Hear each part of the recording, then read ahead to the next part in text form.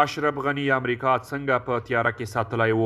ملګرو که غواړئ چې له دغې موضوع څخه خبر شئ د ویډیو تر پایه سره پاتې شئ او د تازه او مهمو خبرونو لپاره درسره پښتو نیوز چینل سبسکرایب کړئ.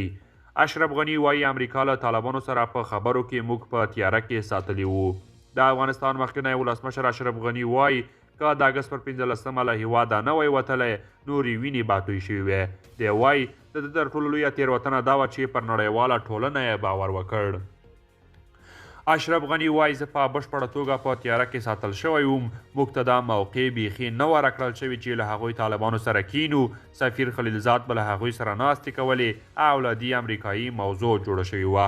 خلیلزاد څه موده مخکې وي او ای اردو ته په ځانګړې مرکه کې د دوحې د تړون ملاتړ کړی و او ویلي یې و د حالاتو او شرایطو په تناظر کې د دوحې لوزنامه یوه بهترینه لوزنامه وه.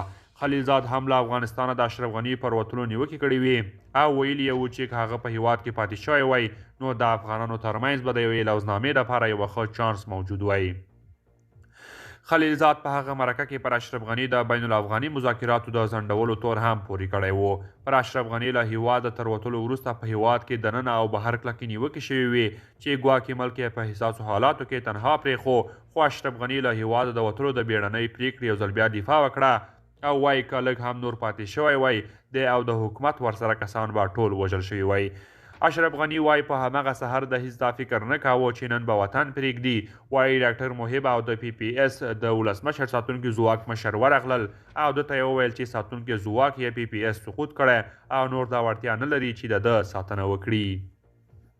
دوی ماته وویل که ځنډ وکړم ټول به ووژل شي او زما د دفاع توان به ونه لري. ډاکټر محب خو زیات ویرېدلی و او ماته یې 2 منټه وخت هم رانه کړ. زما لارښوونه دا وه چې خوست ته راتګ لپاره تیاری وکړه خو هغه راته وویل خوست او جلال آباد دواړه سقوط شوي. کله چې الوتکه پورته شوه زه پوه شوم چې له هیواده وځم نو دا هر څه ناڅاپي وشول. قدرمنو دوستان دا و زموږ د نن ورځې چمتو کلی خبر. تر بیا ښه وخت.